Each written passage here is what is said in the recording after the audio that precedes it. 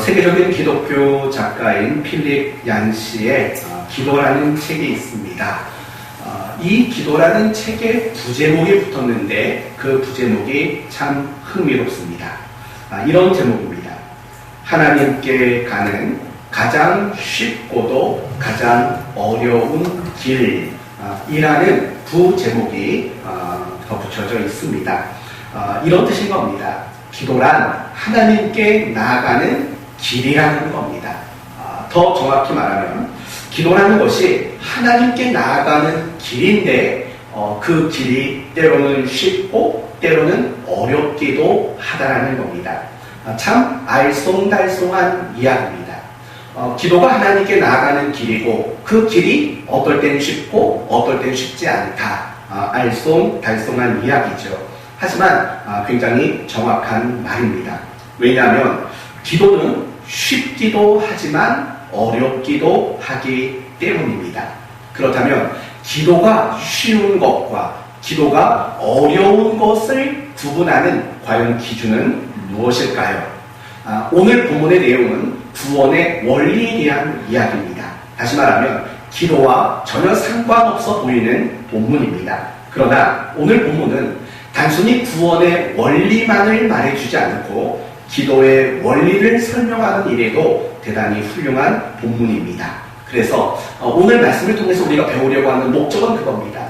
과연 기도의 중요한 원리는 무엇인가? 그 원리를 배움으로 우리의 기도가 어려운 기도가 아니라 쉬운 기도가 되고자 하는 그런 유익을 얻는 시간이 되었으면 좋겠습니다. 여러분에게 먼저 쉬운 것부터 한번 질문을 해볼게요. 여러분은 기도하는 일이 쉽습니까? 어렵습니까? 여러분이 이 질문에 여러분의 대답은 어떤 겁니까? 기도가 쉽습니까? 어렵습니까? 만약에 쉽다면 기도가 쉬운 이유는 뭡니까? 또 반대로 기도가 어렵다고 느껴지신다면 기도가 어려운 이유는 과연 무엇입니까? 보통 사람들이 기도를 어렵게 생각하는 가장 원초적인 이유는 두 가지가 있습니다.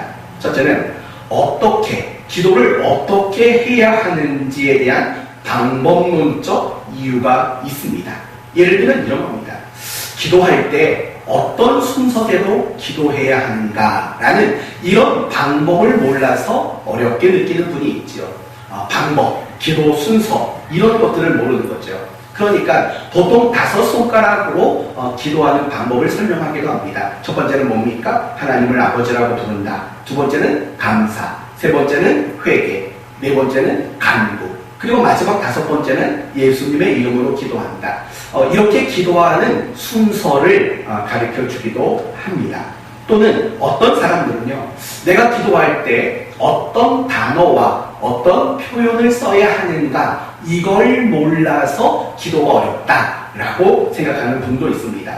또 어떤 분은요, 기도할 때 내가 손을 이렇게 모아야 되는지 이렇게 모아야 되는지 이렇게 모아야 되는지 이거 몰라서 기도가 어렵다라는 이렇게 방법론적인 이유로 기도를 어렵다고 말하는 분들이 종종 있습니다. 두 번째로 기도를 어렵게 느껴지는 원초적인 이유 두 번째는 내가 어떤 내용을 가지고 기도해야 되는가 이 부분을 모르기 때문이라는 겁니다. 종종 성도들이 저를 찾아와서 이렇게 묻는 경우가 있습니다. 목사님, 이런 기도는 해도 될까요? 라고 묻는 그런 성도들이 종종 있습니다. 그러면 저는 그런 성도들에게 이렇게 대답합니다. 마음껏 기도하십시오 라고 대답을 해줍니다. 왜냐하면 기도는 공식을 가지고 수학 문제를 푸는 일이 아니고 공식으로 어떤 과학과 또는 어떤 논리로 그 문제를 풀어가는 학습이 아니기 때문에 그렇습니다.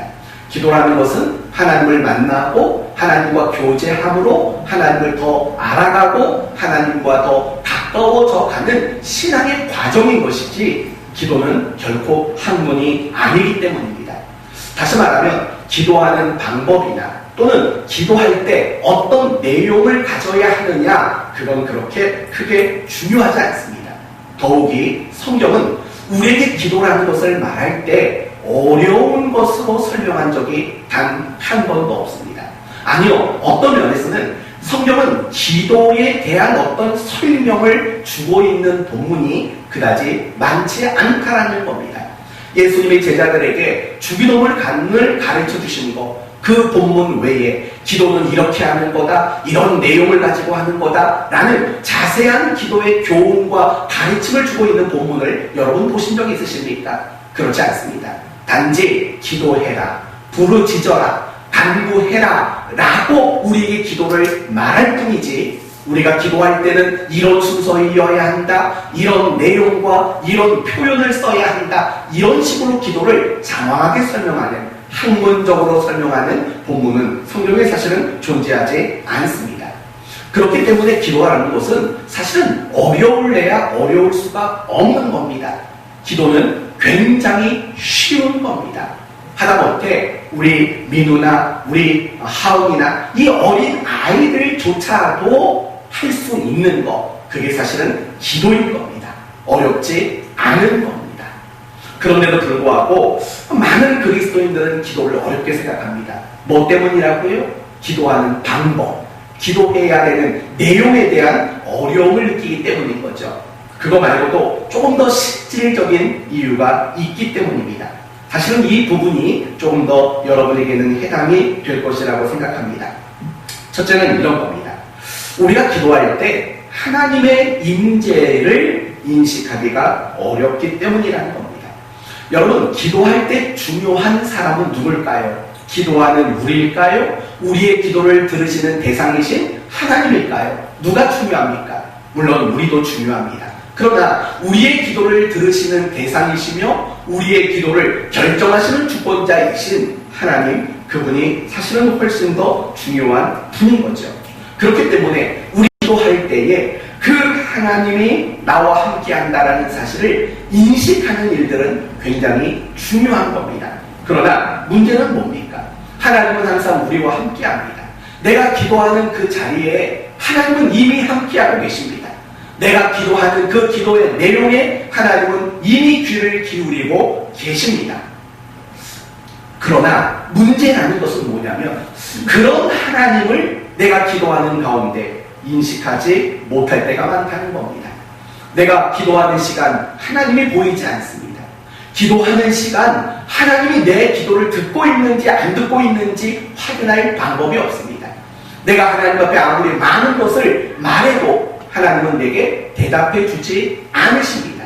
적어도 내가 기도하는 그 시간에 하나님이 내게 강력하게 임재하고 있다는 것을 느끼지를 못하는 순간들이 사실은 기도할 때 많이 있다는 겁니다. 여러분 자신을 한번 생각해 보세요. 기도하면 하나님이 이 자리에 와 계시다라는 게 여러분은 막 실감나게 와닿습니까? 여러분이 기도하면 하나님의 귀가 보이십니까? 다 듣고 계시는 귀. 그리고 여러분이 기도하면 하나님이 내게 뭐라고 대답해 주시는지 그 이야기를 여러분은 듣습니까? 여러분은 기도할 때 하나님께서 정말 나와 친히 교제하고 교감하고 있다는 걸 여러분은 기도할 때마다 늘 느끼고 경험하십니까? 사실 그렇지 않다는 거예요. 우리가 때로는 기도하다 보면 정말 함께하는 하나님이 조금 더 느껴지지 않을 때가 분명히 있는 거예요. 그 하나님이 도무지 내 기도를 듣고 있는 건지 나에게 뭐라고 말하고 있는 건지 피부적으로 느껴지지 않는 순간들이 사실은 훨씬 더 많다라는 거예요. 이렇게 생각해 봅시다. 여러분이 굉장히 사랑하고 친한 누군가가 있어요. 그 사람과 차를 마시며 대화를 한다고 생각해 보세요. 서로 말을 주고받을 수 있겠죠. 서로의 감정을 느끼고 공감해 줄 수 있겠죠. 따뜻함을 느낄 수 있겠죠. 여러분, 그런 누군가와의 만남이라면, 대화라면 얼마든지 긴 시간 할 수 있을 거예요. 차 한 잔 마시고 대화하다 보면 1시간, 2시간, 시간이 지나도 모를 정도로 그렇게 즐거울 거예요. 만약에 하나님이 우리와 기도하는, 교제하는 그 기도의 시간이 내가 말하는 것을 하나님이 듣고 하나님이 말하시는 것을 내가 듣고 하나님이 내 마음을 다독여 주는 것을 내가 느끼는 그런 기도라면 사실은 기도가 어려울 수가 없는 겁니다. 그러나 실상 우리의 기도의 자리에는 하나님이 함께하는 거 의심할 여지 없죠. 우리의 기도를 듣고 계시는 것 역시 의심할 여지가 없습니다. 그러나 단지 우리는 그것을 느끼지 못하는 거죠.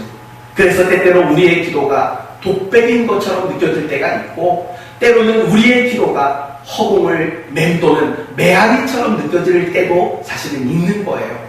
그러다 보니까 기도가 어렵게 느껴질 수밖에 없는 거예요. 단지 방법의 문제가 아니고, 단지 내가 어떤 표현과 어떤 단어를 써야 하는가의 문제도 아니에요. 하나님이 안 느껴지는 거예요. 정말 하나님 앞에 기도하는데 하나님이 내 기도에 어떤 식으로 반응하는지를 내가 도무지 모르는 거예요. 그러니까 기도가 어렵게 느껴지는 거예요. 더 다른 이유가 있어요.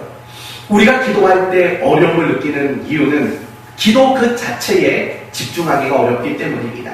다르게 말하면 내 마음의 시선을 하나님에게만 고정하기가 어렵다는 거예요. 승국이에게 한번 물어볼게요.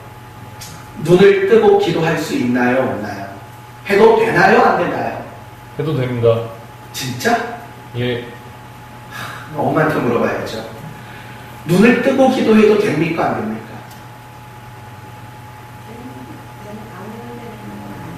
안 되는 건 아닌데 기도가 안 돼요.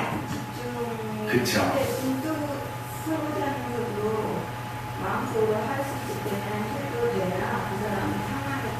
맞아요. 기도할 때 눈을 떠도 상관없고 눈을 감아도 상관이 없어요. 그런데 우리는 대부분 기도할 때 눈을 감고 해요. 이유는 그게 규칙이기 때문이 아니에요. 우리가 눈을 감고 기도하는 이유는 우리의 마음의 시선을 하나님께 더 고정하기 위해서죠. 왜냐하면 우리가 눈을 뜨고 기도하다 보면 우리의 마음의 시선이 흩어지는 경우들이 사실은 너무나도 많이 있기 때문이에요. 정말 그렇지 않아요? 눈을 감고 기도해도 마찬가지예요. 눈을 감고 기도해도요, 기도하는 그 도중에 이 생각이 얼마나 분산이 되는지 몰라요. 예를 들면 누가 나한테 했던 말이 기도하는 가운데도 생각이 나요. 또 내가 겪었던 지난날의 어떤 일이 기도하는데 생각이 나기도 해요. 또 내가 해야 할 일이 떠오르기도 해요. 어떤 새로운 좋은 계획이 또 떠오르기도 해요. 어떤 분은요, 기도하다가 갑자기 허겁지겁 가시더라고요, 집에. 그래서 저도 놀래가지고 나중에 연락을 해봤죠. 아니, 왜 기도하다가 말고 그렇게 허겁지겁 집에 가셨습니까? 그랬더니 이렇게 말하더라고요. 가스레인지를 켜놓고 온 것 같았다고. 그러니까 기도하다 보면은요, 하나님께만 시선이 고정이 안 돼요. 내가 가스레인지를 켰나 껐나 이런 생각까지도 떠오르는 것이라는 거예요. 제가 처음에 하은이가 태어났을 때 한동안 기도가 안 됐어요.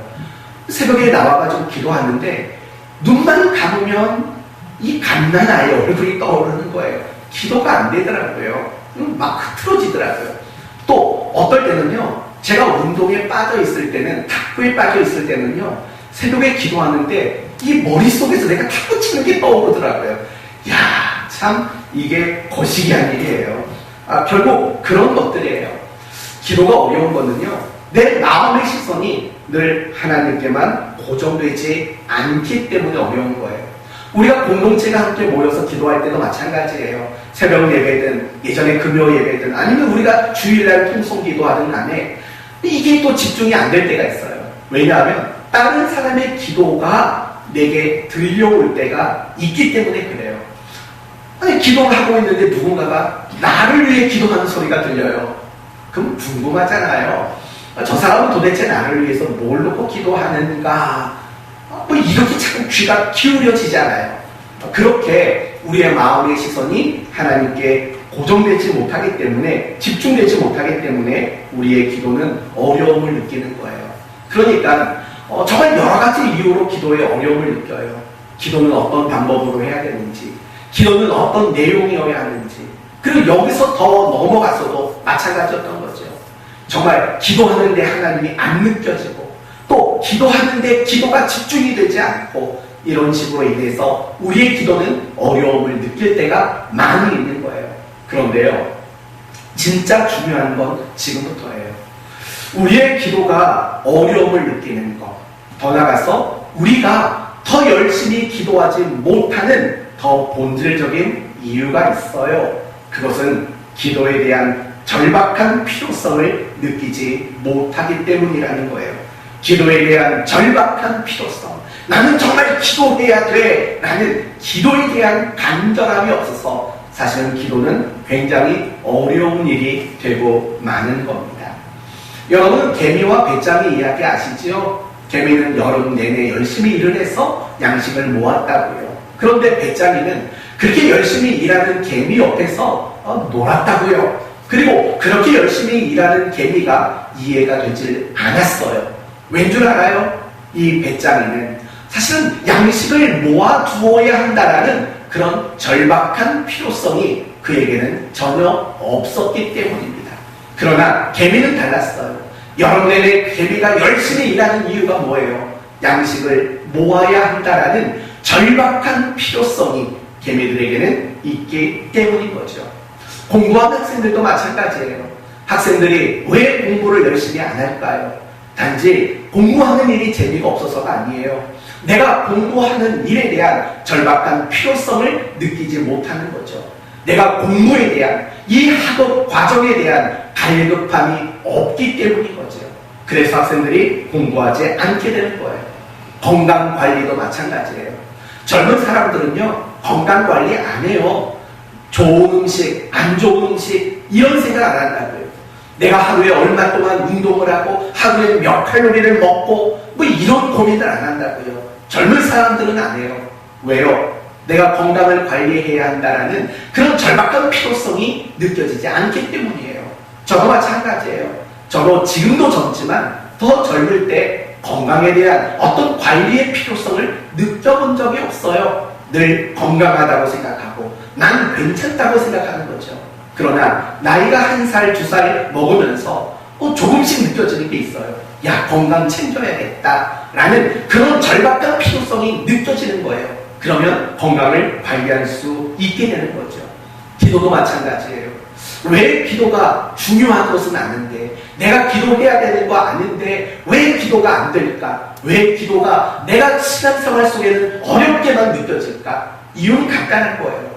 내가 기도해야 된다라는 그런 절박한 필요성을 나는 느끼지 못하고 있기 때문이에요. 단지 기도해야 되는데 나는 이 정도의 마음만 있는 거죠. 그게 절박한 필요성으로 느껴지지 않는 거죠. 그러다가 언제 기도하게 됩니까? 이럴 때 기도하게 됩니다. 사업이 망하면, 건강이 무너지면, 자식이 문제가 생기면, 뭔가 잘못되면, 뭔가 두려운 일이 생기면 그때 가서는 이야기가 달라지죠. 그때 가서는 기도가 조금씩 더 나오게 되지요. 왜요? 기도에 대한 절박한 필요성이 조금씩 생겨나기 때문인 거예요. 기도는 어려운 게 아니에요. 성경은 창세기로부터 계시록에 이르기까지 기도를 어렵게 말한 적이 없어요. 기도를 어떤 학문이나 어떤 공식처럼 우리에게 설명한 구절이 없어요. 기도는 쉬운 거예요. 그러나 그 쉬운 기도를 하지 못하는 이유는 내가 기도에 대한 절박한 필요성, 기도에 대한 갈급한 마음, 이 마음에 문제가 있기 때문에 그런 거예요. 사랑하는 성도 여러분, 저는 여러분에게 이 일들이 해결됐으면 좋겠어요. 방법이나 내용, 어떤 하나님의 임재에 대한 의식, 더 나아가서 내 기도 가운데 집중되지 않는 것들, 이런 문제가 해결됐으면 좋겠어요. 그리고 무엇보다 여러분에게 해결되기를 바라는 것은 이런 것들이에요.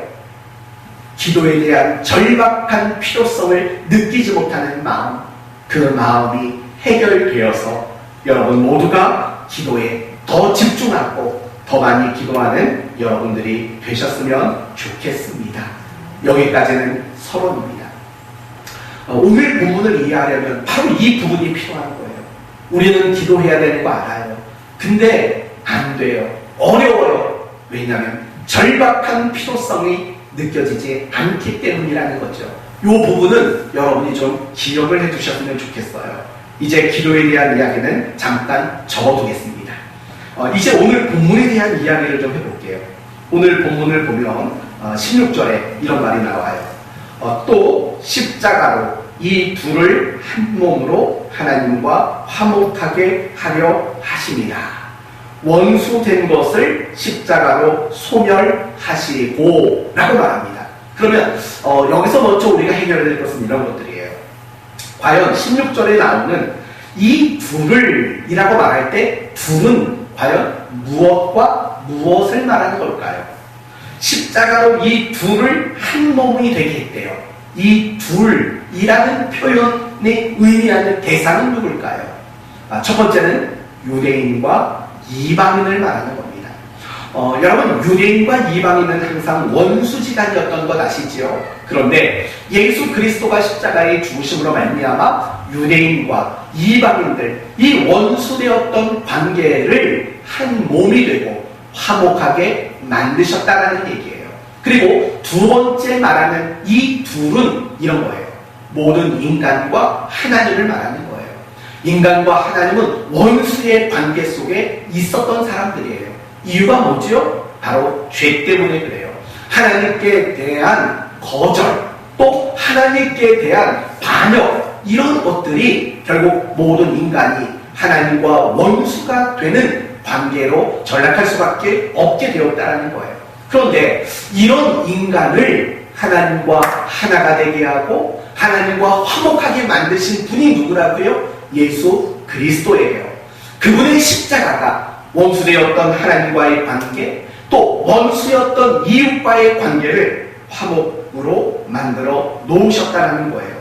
그래서 그 결과가 뭐냐면 17절, 또 오셔서 먼데 있는 너희에게 평안을 전하시고 하나님과 원수였던 우리의 관계를 화목하게 하셨고 이제는 우리 모두가 하나님과 평안을 누리게 되었다라고 이야기하고 있는 겁니다. 이것을요 이미지적으로 가장 잘 보여주는 본문이 있다면 마태복음 27장이에요. 마태복음 27장의 내용은 어떤 내용이냐면 예수님이 십자가에 죽으셨을 때 성전에 있었던 휘장이 위로부터 아래로 찢어지는 장면이에요. 여러분, 휘장의 역할은 무엇일까요? 단지 그 성전 내부의 공간을 분리하는 파티션의 역할만 있었을까요? 그렇지 않아요. 이 성전의 휘장의 중요한 역할은 하나님과 우리의 관계를 보여주는 역할을 하는 거예요. 하나님과 우리의 관계가 어땠다는 거예요? 그렇게 차단되어 있다는 거예요. 그렇게 막혀 있었다는 거예요. 뭐 때문에요? 바로 죄 때문에. 그래서 하나님의 관계가 차단되었기 때문에 인간은 하나님께 나아갈 방법이 없었던 거예요. 그런데 예수님이 십자가의 죽으심으로 말미암아 피 흘리심으로 말미암아 이 휘장이 찢어졌다고요. 이 찢어짐의 의미는 뭐냐면 이제 인간은 하나님과 단절된 관계가 아니라는 거예요. 이제 하나님과 교통할 수 있는, 교제할 수 있는 관계가 회복됐다는 거예요. 그리고 이제 인간은 언제든지 하나님께 나갈 수 있는 그런 존재가 되었다라는 거예요. 그러니까 예수님의 십자가 사건은 하나님과 우리를 화목하게 하는 사건이며 하나님 앞에 우리들이 얼마든지 담대하게 기쁘게 찬송 부르며 나갈 수 있는 길을 열었다라는 의미가 되는 거예요. 우리 모두가 이런 은혜를 받은 거예요. 여러분, 더 이상 하나님과 단절된 관계 속에 있는 분이 없어요. 이 자리에 있는 또 온라인으로 예배하는 모든 성도들은 하나님과 함께 교제할 수 있는 연합된 관계가 있어요. 우리 모두는 하나님 앞에 언제든지 나갈 수 있는 그런 사람이 되었어요. 그런데 여기서도 한 가지 문제점이 발견돼요. 무슨 문제점이 발견되냐면 그렇다고 해서 우리가 하나님과의 관계가 회복되고 화목하게 되었고 하나님 앞에 얼마든지 나갈 수 있는 그런 사람이 되었다고 해서 우리 사람 자체가 완전히 변화된 것은 아니라는 거예요. 여전히 우리는 연약해요. 여전히 우리는 부족한 게 많아요. 여전히 우리는 한계 상황에 부딪힐 때가 많이 있어요. 그러니까 우리가 의인이라고 칭함을 받는 것은 법률적인 것이지 실질적인 것이 아니라는 거예요. 그래서 결국 이런 말을 여러분에게 하고 싶은 거예요. 하나님과 우리도 화목해요. 그래서 언제든지 나는 하나님께 나갈 수 있어요. 그런데 우리는 하나님께 여전히 나가지를 못한다는 거예요. 분명히 화목이 되었고 나갈 수 있는 자격과 조건을 얻었어요. 그런데 여전히 우리는 하나님 앞에 나가는 게 두렵고 하나님 앞에 나가는 것이 망설여져요. 아니요. 더 정확히 말한다면 내가 하나님을 찾고 내가 하나님 앞에 나가는 것에 대한 필요성을 느끼지 못할 때가 많다라는 거예요. 막연하고 어렵다라는 거예요. 마치 이런 것과 같아요. 사도행전 9장을 보면 사도 바울이 다메섹에서 예수님을 만나게 됩니다. 그쵸? 만나게 되고 거기서 예수 믿는 사람이 됩니다. 그리고 나서 어디로 갔냐면 예루살렘으로 갔습니다. 거기에 가서 예루살렘 교회 성도들과 만나서 교제를 나누기를 원했던 거예요. 그런데 이 바울이 예루살렘 교회 성도들에게 다가가니까 예루살렘 교회 성도들의 반응이 뭐였죠? 뒤로 물러나는 거였어요. 여전히 이 바울을 피하는 거였어요. 왜 그럽니까? 바울이 괴정되었다는 것을 의심한 거예요. 그래서 이미 바울이 자기는 예수를 믿는 사람이라고 말했음에도 불구하고 바울과 교제하는 게 막연하고 두렵고 꼭 그럴 필요가 있는가를 생각을 했다는 거죠. 예루살렘 교회 성도들이 말이에요. 그때 바울과 예루살렘 교회 성도들 이 중간에서 함께 교제하도록 역할하는 사람이 있어요. 그 사람이 누구죠? 바나바예요. 바나바라는 사람. 이 바나바라는 사람이 개종한 바울, 그리고 여전히 그를 의심해서 함께 마음껏 교제하지 못하는 예루살렘 교회 성도들, 이 중간에서 돕는 자의 역할을 바로 바나바가 했다라는 거예요. 제가 왜 갑자기 뜬금없이 바나바의 이야기를 했냐면 바로 이런 이유 때문이에요. 우리는 분명히 하나님과 화목이라는 관계가 회복된 사람이에요. 얼마든지 우리는 하나님께 나갈 수 있는 사람이 된 거예요. 그러나 중요한 것은 뭐냐면 그런 관계와 모든 회복이 이루어졌음에도 불구하고 우리는 하나님께 마음껏 나가지를 못한다라는 거예요. 내가 하나님 앞에 나가야 할 필요성을 우리는 절실하게 느끼지 못한다라는 거예요. 그런데 이 부분에 있어서 우리가 또 한 가지 집중해야 될 것은 이런 것들이에요. 그런 우리를 바나바처럼 돕는 분이 계시다라는 거예요. 그분이 누구냐면 바로 성령님이라고 말하는 거예요. 이제 18절을 봅시다. 18절을 보시면 이는 그로 말미암아 우리 둘이 한 성령 안에서 아버지께 나아감을 얻게 하려 하십니다. 성령으로 말미암아 아버지께 나아간다라고 우리 그렇게 묘사를 하고 있는 거예요. 그러면 여기서 이제 첫 번째 결론을 맺을게요. 우리가 하나님 앞에 나아가는 자가 되기 위해서는 두 가지가 필요해요. 첫째는 예수 그리스도와 그분의 십자가가 필요해요. 그리고 또 하나는 성령님의 도우심이 필요하다는 거예요. 이 두 가지가 충족되었을 때 우리는 하나님 앞에 언제든지 기쁨으로 나갈 수 있는 사람이 되는 거예요.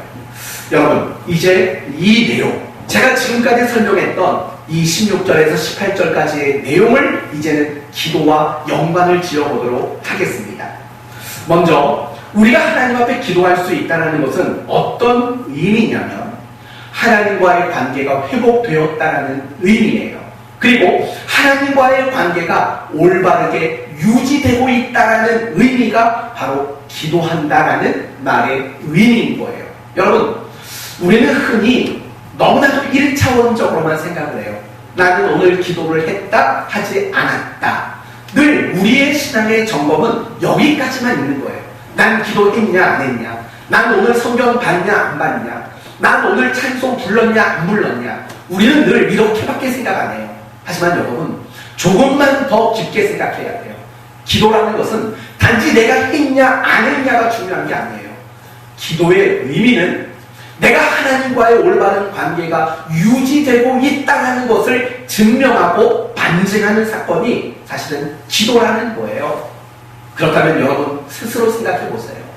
여러분이 정말 내 관계가, 하나님과 나와의 관계가 올바르게 유지되고 있는가는 결국 무엇을 보면 되냐면 내가 얼마나 꾸준하게, 얼마나 반복적으로 지속적으로 기도하는 삶을 살고 있느냐, 이걸 보면 알 수 있다는 거예요. 우리는 기도가 그래서 중요한 거예요. 이 기도가 그래서 중요한 거예요. 그런데도 불구하고 그 중요한 기도를 우리는 하지 않아요. 이유가 뭐라고 그랬어요, 여러분? 우리가 기도가 중요한데 그 기도를 못하는 이유가 뭐라고 그랬죠? 가장 중요한 이유는 기도에 대한 절박한 필요성을 느끼지 못하기 때문이다 라고 말씀을 드렸다고요. 여러분, 그러나 감사한 일이 있어요. 우리가 예수 믿고 이제 기도할 수 있는 사람이겠어요. 근데 기도가 어려워요. 그 절박한 필요성이 느껴지지 않으니까 기도가 어려워요. 그런데 그렇게 기도를 늘 어려워하는 우리를 도와주시는 분이 있다는 거예요. 그분이 누구라고요? 바로 성령님이라고요. 내가 예수를 믿었지만, 내가 예수를 믿는 자가 되었지만 하나님께 나가는 것이 늘 막연하고 어려운 것처럼, 그럴 때마다 성령님이 우리를 도와주셔서 하나님께 나가도록 만드시는 것처럼 우리가 기도할 수 있는 사람이 되었고, 그런데도 불구하고 기도에 대한 절박한, 절실한 필요성을 느끼지 못해서 기도하지 못하는 우리를 성령님은 도와주시는 분이라는 사실이에요. 여러분, 성령님은요, 우리의 삶을 도와주시는 분이에요. 그러나 성령님은 단지 내 삶을 도와주는 분으로 끝나지 않아요. 성령님은 우리의 기도를 도와주시는 분이라는 거예요. 이제 이 부분을 여러분에게 설명드리는 것이 가장 중요한 내용이라고 생각합니다. 여러분, 먼저 한 가지 물을게요. 신자와 불신자의 가장 큰 차이점은 뭘까요? 신자와 불신자의 가장 큰 차이점 뭐죠? 교회를 다닌다, 안 다닌다? 물론 그런 것도 표면적으로 큰 차이점이에요. 그런데 정말 더 중요한 차이점이 있어요. 이런 차이점이에요. 영적인 감각의 차이가 있어요. 여러분, 신자들은요, 정말 끊임없이 하나님을 의식해요. 그리고 하나님으로부터 공급되어지는 생명과 진리에 늘 관심을 갖게 돼 있어요. 이건 신자들에게만 있는 공통점이에요. 그러나 불신자들은 그렇지 않아요. 불신자들은 하나님이 주시는 생명과 진리, 이런 거에 대한 의식이 없어요. 감각이 없어요. 마음이 없다고요. 그러면 또 한 가지 묻습니다. 그러면 신자는 왜 하나님을 의식하고 그분으로부터 공급되어지는 생명과 진리에 대한 갈급한 마음이 생길까요? 왜 신자들에게는 그런 마음이 안 생길까요? 이유가 뭘까요? 그것은 바로 우리 신자들의 마음속에는 성령님이 계시기 때문인 거예요. 그러나 반대로 불신자들에게는 성령이 함께하지 않기 때문이에요. 성령님이 우리 안에 계시기 때문에 우리의 삶 속에서 끊임없이 하나님을 의식하게 되는 거예요. 성령님이 우리 안에 계시기 때문에 끊임없이 하나님으로부터 주어지는 생명과 진리에 대한 사모하는 마음들이 끊임없이 생겨나는 거예요. 이게 바로 성령님이 우리 안에 계시기 때문에 그래요. 성령 충만이 뭐예요? 랄랄라, 울랄라, 이렇게 방언하는 게 성령 충만이에요? 그렇지 않아요. 방언하는 것과 어떤 의미로는 성령 충만은 별개의 문제예요. 여러분, 성령 충만은 방언과 직결되지 않아요. 왜냐하면 고린도 전서에는 방언을 은사라고 말하는 거예요. 은사라고 말하지 방언을 성령 충만이라고 말하지 않아요. 단적인 예를 들어볼까요? 고린도 교회 성도들은 방언을 거의 다 했어요. 대부분의 성도들이 방언을 했다고요. 그렇다면 고린도 교회 성도들은 다 성령 충만한 사람들이었습니까? 아니잖아요.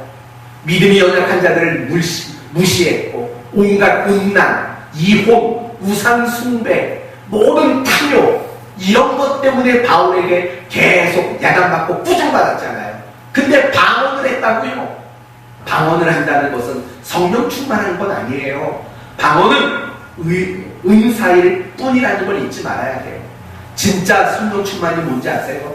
정말 성령 충만이란 내 삶 속에서 더 예민하게 하나님을 의식하게 되는 거예요. 하루를 사는데 내가 하나님의 의식이 되질 않아요. 성령 충만한 게 아니에요.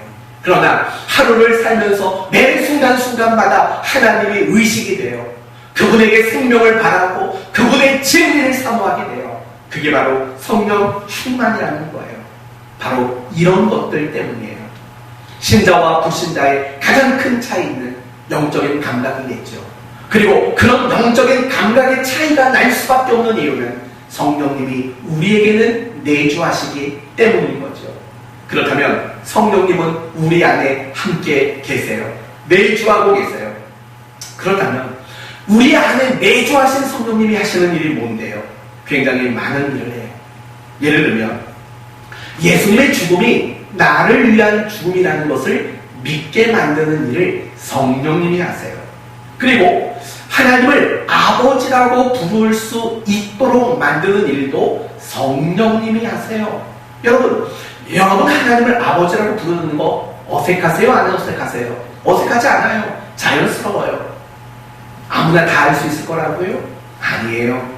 성령님이 여러분 안에 계시기 때문에 하나님을 아버지라고 부를 수 있는 거예요. 하나님의 말씀을 깨달아요. 성령님이 하시는 일이에요. 내 죄가 떠올라요. 성령님이 하시는 일이에요. 위로를 받아요. 힘을 얻어요. 다시 한번 일어설 수 있는 용기가 생겨요. 다 성령님이 하시는 일이에요. 우리의 구원을 끝까지 지켜주세요. 우리에게 꿈이 생겨요. 우리에게 비전이 생겨요. 내가 감당할 수 있는 사명들이 내게 보여지기 시작해요. 이 모든 일들이 다 성령님이 하시는 일들이라는 거예요. 그런데 여러분, 성령께서 우리 안에 이 많은 일들을 끊임없이 하셔요. 그런데 성령님이 우리 안에 계실 때 가장 특별히 하시는 일이 있어요. 그게 뭔지 아세요? 뜻밖에도 이런 일을 하세요. 나의 못난 것, 나의 연약한 것 발견하게 하세요. 내가 영적으로 얼마나 가난하고 궁핍한 사람인가를 깨닫게 하세요. 이게 성령님이요, 우리 안에서 하시는 가장 많은 일이며 가장 특별한 일이며 가장 중요한 일이에요. 그래서 성령은 나의 연약함과 나의 못남과 나의 영적인 가난과 나의 영적인 궁핍함을 느끼게 함으로 말미암아 하나님께 나가도록 만드시는 일을 바로 성령님이 하신다는 거예요. 여러분, 로마서 7장을 보시면 바울이 조금도 바울 같지 않은 이야기가 나와요. 이런 얘기가 나와요. 내 속 곧 내 육신에 선한 것이 거하지 아니하는 줄을 아노니 원함은 내게 있으나 선을 행하는 것은 없노라. 바울의 고백이에요. 아무리 내 안을 돌아봐도 내 안을 찾아봐도 선을 원하지만 선을 행하는 게 내 속에는 없다. 이런 말까지 해요. 오호라 나는 곤고한 사람이로다. 이 사망의 몸에서 누가 나를 건져내랴. 이런 말을 해요. 어떤 사람들은요, 어떤 학자들은 바울이 쓴 이 로마서 7장을 개종하기 전에 바울의 이야기를 하는 거라고 말을 해요. 하지만 그렇지는 않은 것 같아요. 바울은 끊임없이 자신의 연약함과 자신의 영적인 가난과 영적 궁핍함을 그는 늘 느꼈다는 거예요. 어떻게 그게 가능했을까요? 7장을 끝내고 8장 1절과 2절로 넘어가면 바울은 이런 고백을 해요. 그러므로 이제 그리스도 예수 안에 있는 자에게는 결코 정죄함이 없나니 이는 그리스도 예수 안에 있는 생명의 성령의 법이 죄와 사망의 법에서 너를 해방했다. 성령이 나를 자꾸 못난 자고 연약한 자고 가난한 자고 궁핍한 자라는 것을 깨닫게 했다는 겁니다. 그래서 하나님께 나를 나아가게 했다는 겁니다. 그랬더니 내가 이제 자유해졌다는 겁니다. 죄와 사망의 법에서 너희를 해방했다. 나의 그 모든 짓눌렸던 못난 것들로 인한 안타까움이 성령이 하나님께 나아가도록 하심으로 말미암아 완전히 사라졌다. 이렇게 바울은 고백하고 있는 겁니다. 사랑하는 성도 여러분, 결국 답은 이거예요. 왜 우리는 기도에 대한 절박한 필요성을 느끼지 못할까요? 이유는 간단해요. 내가 얼마나 못난 신자인지 모르는 거예요. 내가 얼마나 연약한 신자인지 몰라요. 내가 영적으로 얼마나 가난하고 내가 영적으로 얼마나 궁핍한 자이고 내가 영적으로 얼마나 가난하고 메마른 자인가 이걸 모르기 때문이라는 거예요. 그래서 성령님은 우리 안에서 늘 그 일을 하는 거예요. 우리의 연약함, 우리의 모험함, 나의 영적 가난함, 나의 영적인 궁핍함 깨닫게 하셔서 영적인 갈증을 느끼게 만드시는 거예요. 그래서 우리로 하여금 하나님을 찾고 하나님께 나가고 하나님께 비로소 기도하는 사람이 되도록 성령님은 이런 일들을 하게 된다는 거예요. 성도 여러분, 여러분이 누군가에게 날 좀 도와주세요 라고 요청할 때는 언젠가요? 내 힘으로는 할 수 없다고 여러분이 느낄 때죠. 누군가의 도움이 필요할 때죠. 내 가난과 내 궁핍을 깨달을 때죠. 영적인 일도 마찬가지인 거예요. 내가 하나님 앞에 나의 영적 가난과 영적 궁핍함을 깨닫지 못하면 절대 하나님을 찾지 않아요. 절대 하나님 앞에 기도할 수 없는 거예요. 기도도 마찬가지예요. 내가 정말 기도의 필요성, 내가 영적으로 얼마나 가난하고 궁핍한 자이며 얼마나 내가 무능한 자인가를 깨닫기 전에는 절대로 하나님 앞에 기도하는 삶을 살아갈 수 없는 거예요. 그래서 성령님은 우리를 바로 도와주시는 거예요. 어떻게 해요? 내가 참 못난 자라는 것을 깨닫고 내 힘으로 살 수 있는 존재가 아니라는 것을 뼈저리게 느끼게 하고 내가 얼마나 영적으로 가난하고 궁핍한가를 성령님이 내 안에서 끊임없이 깨우치시고 알게 하시는 방법, 바로 그런 방법으로 성령님은 우리의 기도를 도와주신다는 겁니다. 사랑하는 성도 여러분, 기도는 정말 쉬운 거예요. 근데 그 쉬운 것조차 못하는 이유는 절실한 필요성을 모르기 때문에 그래요. 성령님께서 저는 여러분의 마음속에서 좀 강력히 역사해 주셨으면 좋겠어요. 여러분이 정말 기도하지 않고는 한순간도 살 수 없는 영적 무기력함과 영적 무능력함과 영적인 가난과 영적 궁핍 속에 있는 여러분의 자신을 마치 벌거벗은 여러분의 모습을 보여주듯 성령님이 여러분 마음속에 그렇게 강하게 역사해 주시고 여러분을 도와주셨으면 좋겠습니다. 그래야 돼요. 그래야 우리는 비로소 기도하는 사람이 돼요. 우리는 지난 12주 동안 주기도문을 근거로 많은 기도에 대한 배움을 얻었다고요. 그래서 기도가 좀 더 좋아졌어요. 그래서 기도가 좀 더 잘 돼요. 그래서 기도가 열심히 하게 돼요. 아니라고요. 기도는 어떤 학문과 어떤 가르침을 받는 게 아니에요. 기도는 내 영적 가난과 궁핍을 깨달아야 돼요. 그래서 정말 기도해야 한다라는 절실한 필요성을 느끼기 전까지는 절대 기도하지 못하게 되는 거예요. 아이들을 키우다 보면요, 밥 먹이는 게 제일 힘들어요. 그렇지 않아요? 재우는 것도 어려운데 밥 먹이는 게 그렇게 힘들어요. 물론 모든 아이가 다른 건 아니에요. 몇몇 아이들을 키울 때는 진짜 밥 먹이는 게 정말 어려워요. 잘 안 먹으려고 해요. 근데 부모의 마음은 어때요? 그래도 조금이라도 더 먹이려고 이 1시간씩 끌고 입에 다 넣어주고 그거 하잖아요. 그럼 어른들은 이렇게 말하더라고요. 굶기세요. 아니, 밥을 그렇게 안 먹으면 먹이지 마세요. 그러면 부모 입장에서는 참 모진 소리 한다. 애 안 키워봤나? 이런 생각이 든다고요. 근데 여러분, 사실은 그게 맞는 말이에요. 맞는 말이에요. 안 먹이면 어떻게 할 건데요? 죽을 것 같아요? 안 죽어요. 자기가 밥 달라고 해요. 배고프면 밥 달라고 스스로 말하는 순간이 와요.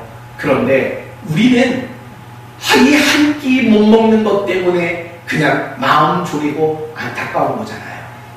그 한 끼, 두 끼 안 먹는다고 문제가 되지 않는데, 그러니까 어른들이 말하는 대로 안 먹이면 돼요. 그럼 자기가 먹을 거에 대한 필요성을 느끼면 와서 달라고 한다는 거 진리예요. 그건 성경에도 쓰여 있었으면 좋겠어요. 아무튼 그런 거예요. 기도도 똑같다는 거예요. 아무리 기도하십시오, 아무리 기도는 이런 겁니다 가르쳐도 기도를 하지 않아요. 정말 절실한 필요성을 느끼기 전까지는 기도하는 일이 여러분에게는 계속 어려운 일이 돼요.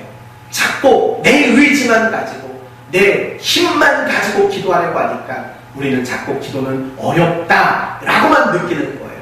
그러나 기도가 정말 쉬워지는 방법은 성령님이 여러분 안에서 다양한 방법으로 여러분의 약함과 못남과 영적 가난함과 영적 궁핍함을 느끼게 하는 것을 경험하게 될 때 여러분은 기도하지 말라고 해도 기도할 수밖에 없는 그런 기도의 사람이 될 수 있는 거예요. 기도는 내 힘으로만 할 수 있는 게 아니에요.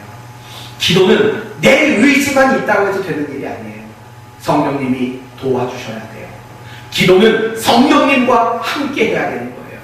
그런 기도가 여러분에게 많이 생겨날 수 있기를 바랍니다. 어쩌면 이런 생각하는 분도 계실 거예요. 목사님 무슨 말인지 다 알겠어요.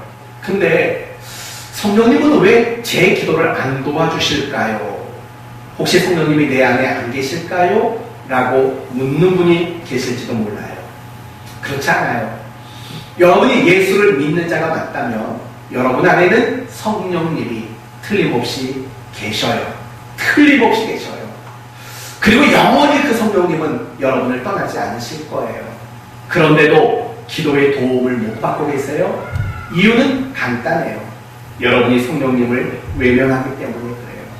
성령님은요, 늘 우리와 동행하세요. 그러면서 끊임없이 우리에게 어떤 귀한 마음과 귀한 생각을 주신다고요. 그런 경험 안 해보셨어요? 지난 한 주간을 살면서 성령님이 여러분에게 어떤 신앙과 거룩과 영적인 일에 어떤 마음과 생각을 주신 적 없으세요? 있잖아요. 근데 그거 외면하는 거죠. 성령님은 끊임없이 우리에게 이끌어가려고 손을 내밀어요. 우리가 외면하는 거죠. 성령님은 우리를 책망하세요. 우리를 끊임없이 꾸중하신다고요. 그리고 우리에게 보게 하세요. 근데 우리는 그것을 외면하는 거죠. 사랑하는 성도 여러분, 여러분에게 이런 제안을 하나 드리고 싶어요. 이 예배를 마친 이후부터 성령님이 여러분에서 마음을 주시든 생각을 주시든 뭔가를 보고 느끼고 깨닫게 하시든 그거 외면하지 마세요. 성령님이 여러분 안에서 일하시는 그 사건을 여러분은 인정하시고 받아들이시고 따르는 일을 하셔야 돼요. 그럴 때 여러분은 더 성령의 사람이 되고 여러분은 더 기도하는 사람이 될 수 있는 겁니다. 이제 오늘 말씀을 마치겠습니다. 기도가 왜 중요할까요? 기도는 했냐 안 했느냐 라는 스케줄의 문제가 아니에요. 기도가 정말 중요한 것은 내가 하나님과의 관계가 회복되었다라는 증거이며 나는 여전히 하나님과 올바른 관계 속에 유지되고 있다라는 반영이 기도이기 때문에 중요한 거예요. 기도하지 않고 있다면 여러분은 하나님과 올바른 관계를 유지하지 못하고 있는 것과 마찬가지예요. 이렇듯 기도는 중요해요. 중요하기 때문에 어려운 건 아니에요. 중요하지만 너무 쉬워요. 기도는 너무 쉬워요. 그러나 우리가 늘 어렵게 느끼는 이유는 여러 가지 이유가 있지만 내가 기도해야 된다라는 절박한 필요성을 느끼지 못하는 거예요. 나는 왜 그런 필요성을 느끼지 못할까요? 내가 얼마나 영적으로 가난하고 궁핍한지, 내가 얼마나 연약하고 못난 자인지, 내 힘과 내 방법으로는 그리스도인답게 살아낼 길이 없다라는 사실을 내가 깨달지 못하기 때문이에요. 그러나 괜찮아요. 성령님이 우리 안에 내주하여 계심, 그리고 끊임없이 우리를 도와주심이 있기 때문이에요. 성령님은 내가 못나고 연약한 자라고 날마다 경책하세요. 날마다 영적으로 가난하고 궁핍한 모습들을 우리에게 보여주세요. 왜요? 하나님께 나가라고, 하나님께 기도하라고 성령님은 늘 우리 안에서 그렇게 쉼없이 일하시는 분이에요. 지금까지 여러분이 그런 성령님의 일하심을 외면했다면, 그리고 받아들이지 않았다면 이제는 그 성령님의 일하심을 인정하고 받아들이고 따르시기를 바랍니다. 그래서 여러분의 영적인 것들을 발견하게 하셔서 여러분 모두가 더 잘, 그리고 더 온전하게 기도하는 기도의 사람이 되기를 예수님의 이름으로 축원드립니다. 아멘. 기도하겠습니다. 하나님 감사합니다. 기도는 어려운 게 아닙니다. 성경 그 어느 구절에서도 기도를 복잡하게 말하거나 기도를 어떤 논리와 학문으로 말한 적은 단 한 번도 없습니다. 기도는 너무 쉬운 겁니다. 그러나 그렇게 쉬운 기도조차 우리가 못하는 이유는 내가 기도해야 된다라는 절박한 필요성을 느끼지 못하기 때문입니다. 내가 얼마나 못나고 연약하고 내 힘으로는 신자답게 살아가낼 수 있는 방법이 없는 사람이라는 것을 모르기 때문입니다. 나의 영적인 가난과 나의 영적인 궁핍과 무능력을 모르기 때문입니다. 그러나 감사한 것은 성령님께서 끊임없이 우리 안에 내주하심으로 나의 영적 가난과 궁핍과 무능력을 깨닫게 하셔 하나님께 나아가 기도하도록 만드시는 일을 돕기 때문입니다. 성령님, 우리의 기도를 더더욱 도와주시옵소서. 그래서 우리 모두가 더 올바르게 기도하는 성도들이 되게 해 주옵소서. 예수님의 이름으로 기도 올리옵나이다. 아멘.